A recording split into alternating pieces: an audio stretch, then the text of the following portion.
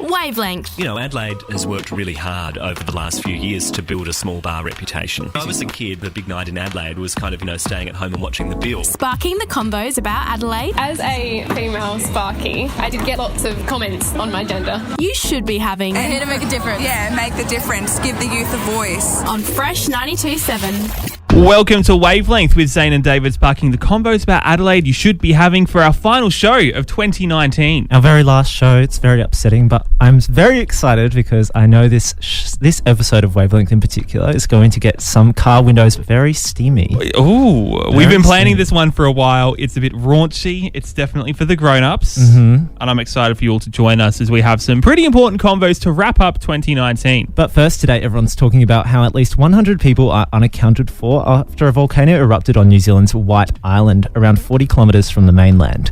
One person is confirmed dead, while 23 people have been rescued, but the death toll is likely to continue to rise.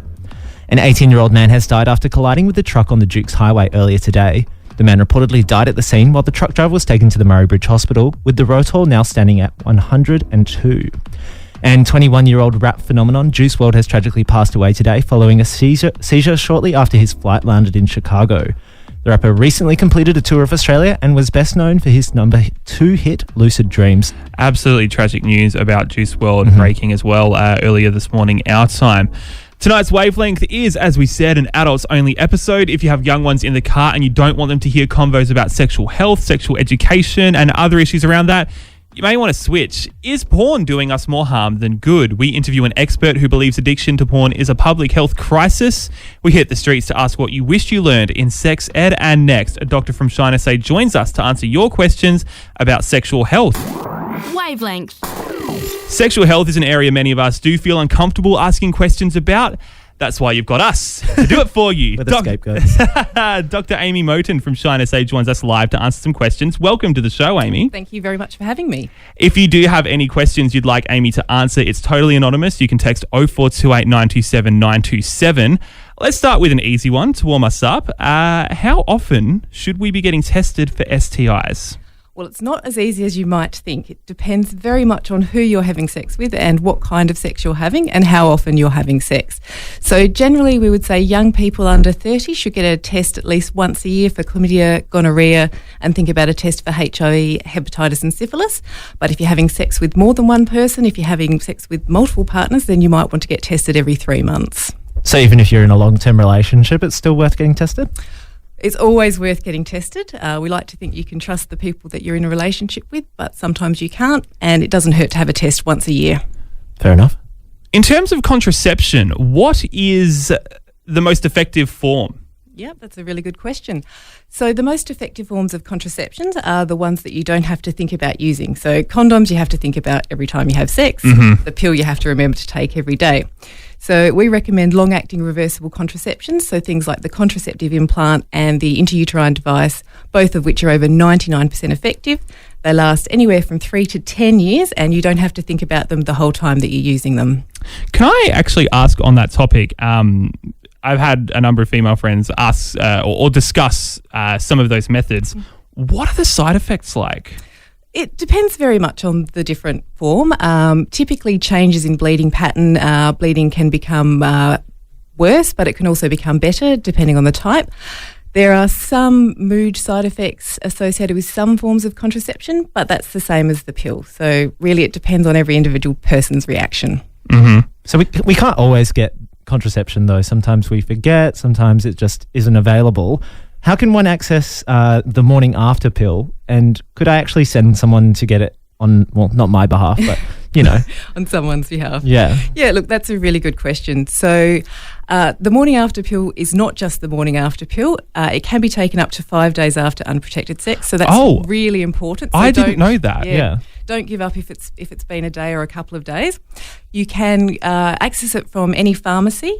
You can access it from your GP with a prescription, so they can write the prescription for the pharmacy.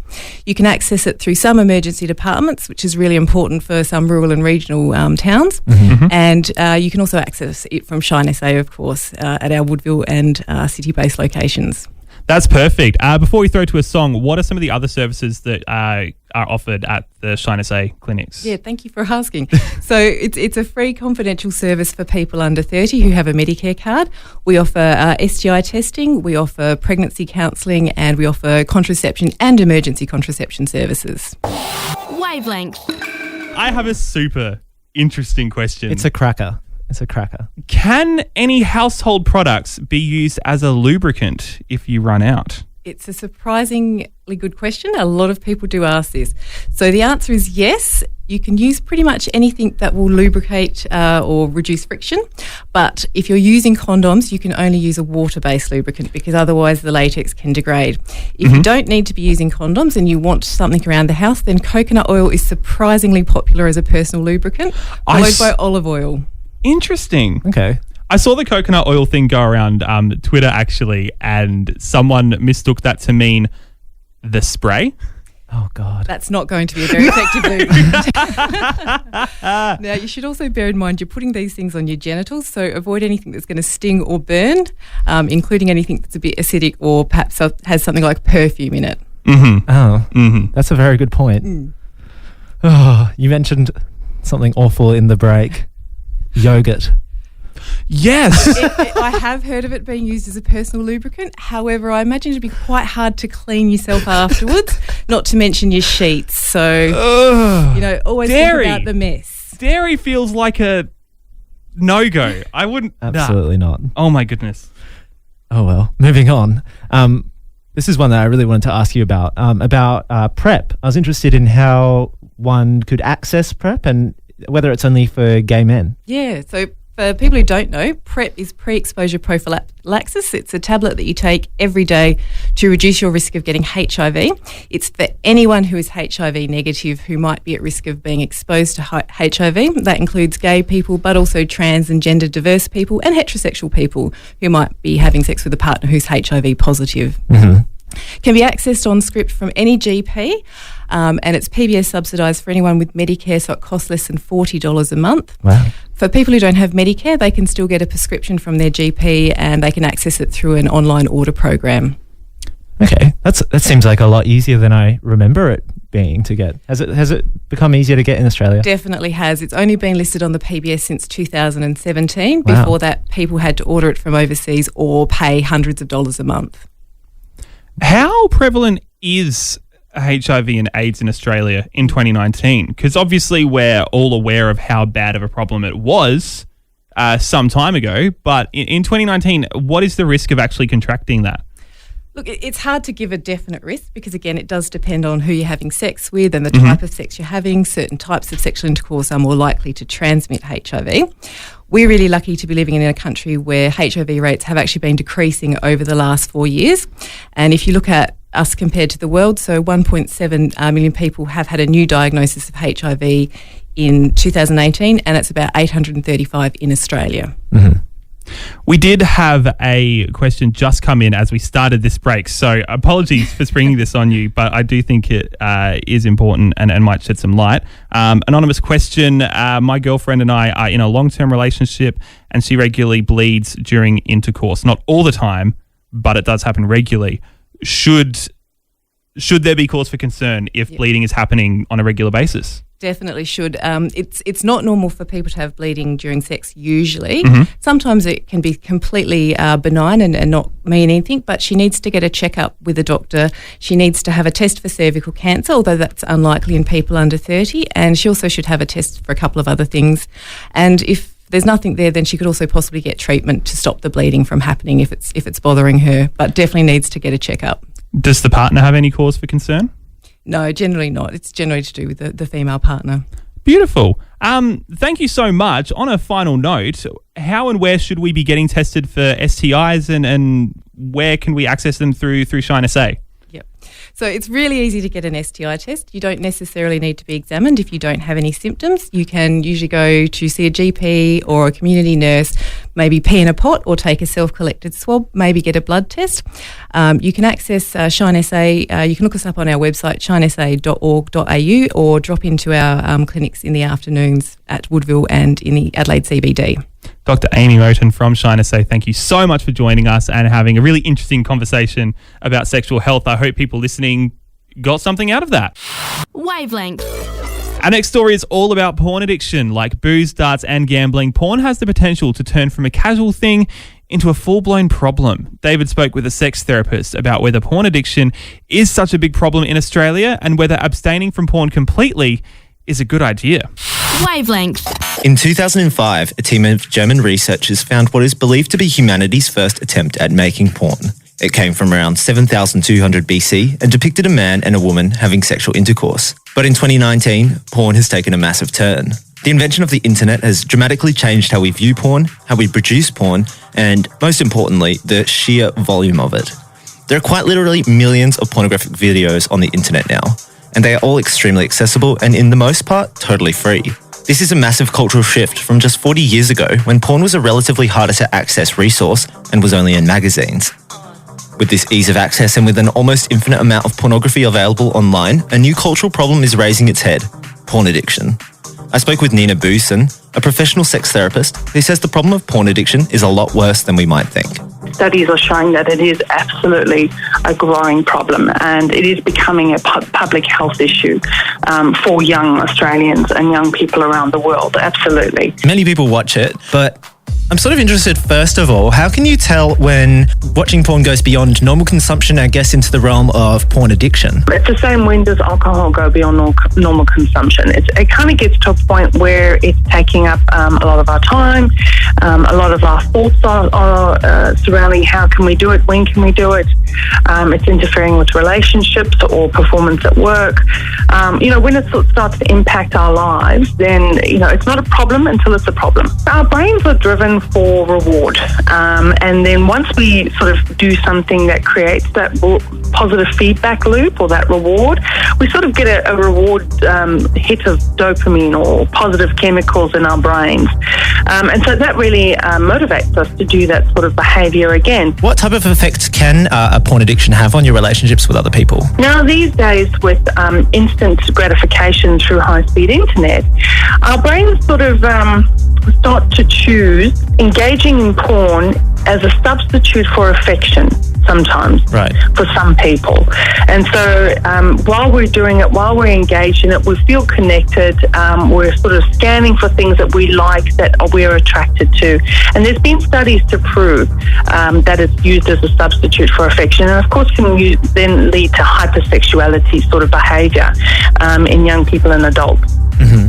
So then we start to choose that over actually interacting in relationships, which can be quite anxiety-provoking. There's rejection, there's not feeling good enough sometimes, there's conflict, there's the negative things that come with relationships that people then start to avoid, and they'd rather just turn to the ease of pornography. But what are some solutions?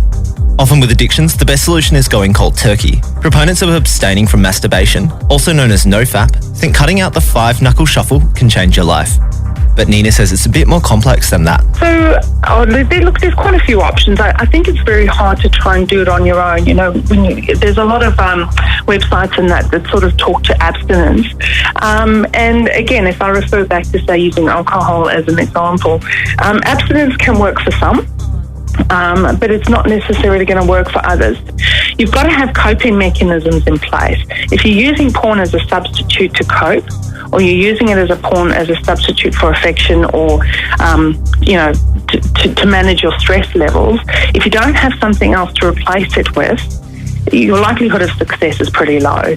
Do you think that porn addiction is like a thing that's like quite prevalent in society, or is it still quite a niche issue in your experience?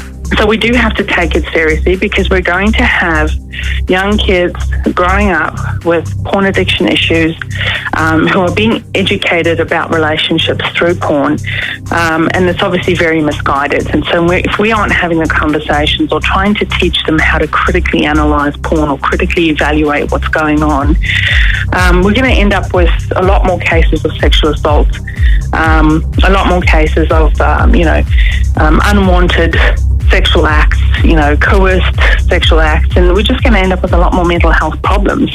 And again, sorry, I'm not just talking about men. Women have issues with porn as well. I'm painting a pretty grim picture here, but it is a public health issue. Wavelength. David chatting to a sex therapist about why addiction to porn is, in her opinion, a public health issue. I know, and it sounds pretty terrible. And she wanted to make sure that I said that she didn't want to be bashing porn. There's plenty of good aspects to porn, and it definitely is helpful in relationships.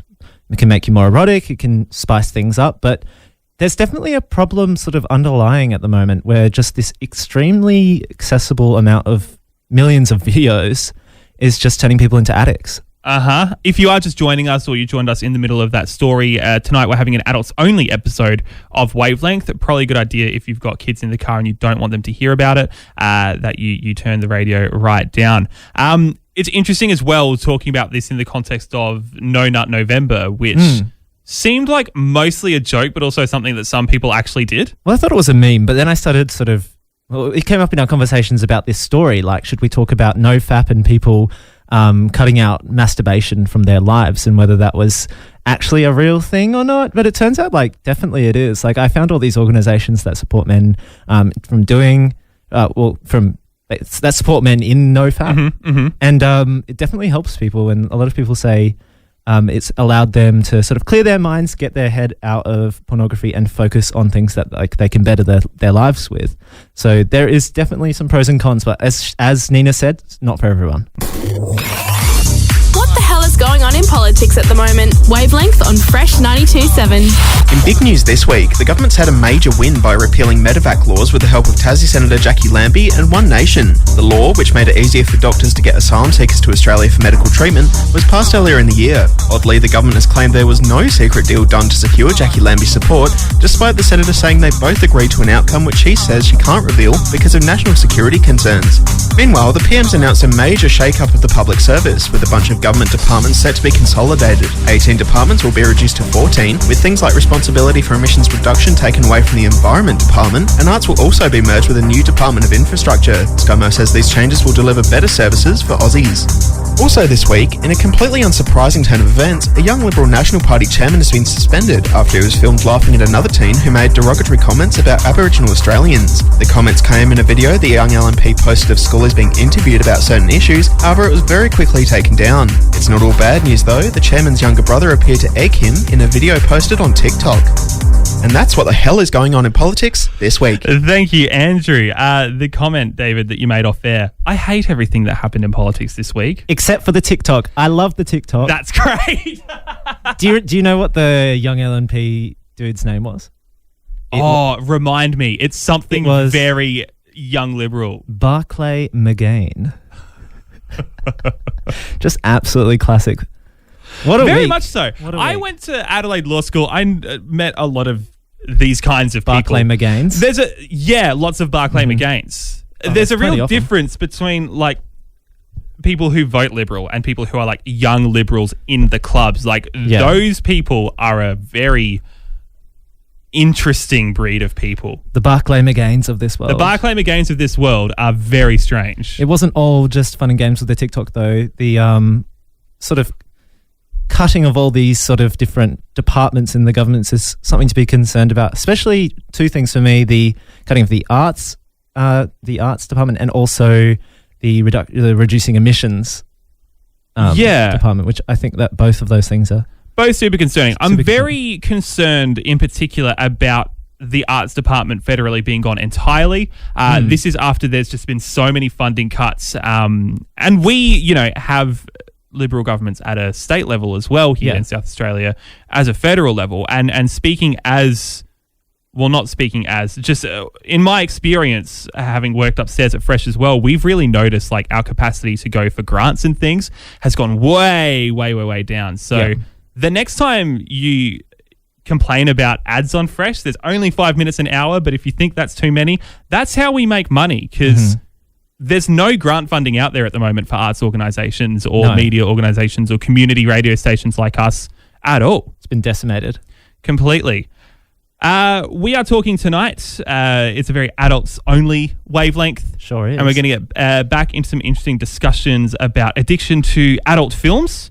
We were talking about as well, kind of linked in with that, this whole theme of no fap November or no nut November. No nut November. We got a really interesting text saying, can not doing that have negative health effects on men? Can not doing no fap? So, well, just can not masturbating. Does that have negative health effects if you just abstain entirely? Well, yeah, like what Nina was saying in the chat. So, going cold turkey on anything is hard if you don't have something to replace your addiction with. So if you are going to quit smoking, for example, and you don't have any sort of crutch to lean on during that period, it's going to be extremely rough for you. If you're going to quit any drug like that, any addiction, it's going to be hard if you don't have something to replace it. So if you're addicted to porn and masturbating, as Nina said, if you just take that out and you just yank that out from your life, it's going to be very difficult for you. You need to sort of gradually reduce rather than just go full cold turkey. Otherwise, you will probably struggle. Yeah. I wish we had our Shine SA doctor to put that question to. I know. Actually. Did I not do a good job, Zane? No, you did a good job, but I'd be interested if there's biological, actual health things linked to either going at it too much or abstaining entirely from that. What was the euphemism you used in that story? The 5-knuckle shuffle. I Googled slang terms for masturbation, and that was the absolute worst, most cringiest thing I could find. So I absolutely had to use it. Wavelength. It's an adults-only episode tonight. That's right. It's sex length. That is just my favourite thing in the world. Every time, every team meeting on a Thursday night in the boardroom, I'll be like, let's talk about sex length. Let's talk about sex length. Which is the show that you're currently listening to. If there are kids in the car, you don't want them to hear some very frank but very productive discussions around adult matters. Absolutely. You may want to turn the radio down or kick them out of the car, get them to barrel roll. I don't know. Don't actually do that. I would hate for someone to take that seriously, and I would hate if that's the thing that someone complains about regarding this show. It's the fact that I told a parent to barrel roll their kid. Just yeet your child out of the car. Do not do this. You never know what people will take umbrage with on air.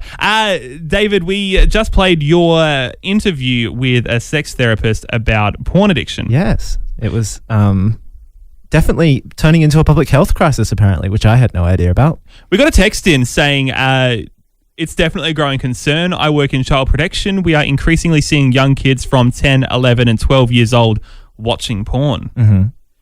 Which is understandable because it's the internet. So much porn. So much of the internet is porn. I think it's almost like a quarter of the internet is porn. And it pops up in weird places as well. You least expect it. The amount of times I've just tried to not quite legally watch an episode of Fleabag or something, and the ad that plays beforehand is wildly inappropriate. It's like some weird World of Warcraft MMO, but grown up. Yeah. Yeah, exactly. And even on Twitter and stuff, you can sometimes be scrolling and it appears because someone thinks it's funny. But for a kid who might be using the internet or social media, I don't know how old you have to be these days to go on Twitter. You could just suddenly see that. But Nina was saying it's definitely a growing concern because kids now are growing up, and I think even our generation. I definitely grew up knowing about porn as a young teenager. Mm-hmm. I think you grow up with a very warped understanding of what healthy sexual relationships with another person are or should be or can be. Yeah, if you're modelling your sexual interactions after what you see on porn, that's not how it works at all. No. But that's not to shame anyone for porn that they might be into, which is totally fine. Not at all. We're not here to bag porn or anything, but you've just got to realise that when you do the real thing, it can often be much more awkward. It can be messier. It can, It will be all those things. I 100% promise you. We were saying, especially as gay people, it looks so much simpler on X videos than it does. It's just not that straightforward in real life at all. Absolutely It's difficult. not. It's actively difficult. This segues nicely into our last story for the night, which, if I pull up the run sheet, I can sell into. We were all subjected to sex ed classes in school, but the awkward cartoons and demonstrations. I didn't have the demonstrations, by the way. Did you? Like the banana? I did the banana thing. Yeah, but I skipped most of sex ed, so I'm probably the worst person to be talking on this radio show right now. The point is that these classes didn't exactly teach us everything about the world of sex. So Arj hit the streets to find out what you wish you learned in sex ed. Wavelength. Teaching young people about sex is an important but tricky topic to cover. I hit the streets of Adelaide and spoke to those game enough to answer the question, what did sex ed teach you back in the day, and was it enough? So back in the day, I wish they taught me how to have sex. I didn't know how to have sex when it came to the time. I didn't know that you had to stick it in. I didn't know you had to move it around to have sex. So yeah, I was really disappointed in that. They didn't teach me enough. Anything would have been better than what I got taught. There wasn't really too much advice on actual pleasure, was there? You know, or how to do it, how to go about doing it. I feel like when I did sex ed in high school, all we really learnt about was, it was kind of like Mean Girls, I guess, just like chlamydia and trying not to get pregnant and putting condoms on bananas. We never really learn about the other side of sex, which is just to have fun and enjoy it. One of the things that I wish I'd learnt was that during full erection, it's actually basically impossible to urinate, which is good because when I saw diagrams of what sex looked like, I was worried that like you could just start weeing, and that terrified me. Wavelength. Thank you, Arj, hitting the streets to ask what you wish you learned in sex ed. And do you know what? That last guy, if you don't know better, I kind of get why that's a concern. And yeah. It's unfortunate that wasn't explained to him as a young boy. I know, that is unfortunate. But they made some great points. Like, yeah, I think that sex ed was sort of taught in a bit of a scary way. It's like, if you don't do these things, you will definitely get an STD or you'll definitely have a child. And that's pretty scary for a 15-year-old. But very brave of Arj to hit the streets and do that story. What a trooper. Wavelength. Just wrapped up an entire show that was adults only. Yes, very sexy. Codenamed Sex Length. Sex Length. What a great ending to the year, though.